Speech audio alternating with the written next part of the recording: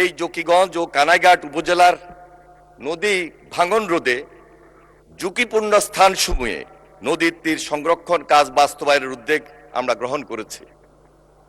সুরমা কুশিয়ারা নদী অববাহিকার উন্নয়ন এবং বন্যা ও সমন্বিত পানি সম্পদ ব্যবস্থাপনা প্রথম পর্যায়ে একটি প্রকল্প ডিসেম্বর ২০২৫ সালে একটি কর্তৃক অনুমোদিত হয়। প্রকল্পটির অনুমোদিত প্রাকল্পিত যে ব্যয় ১,২৭৩ কোটি টাকা।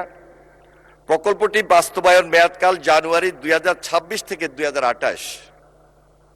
বর্তমানে প্রকল্পটির দরপত্র আহ্বান কার্যক্রম চলমান রয়েছে।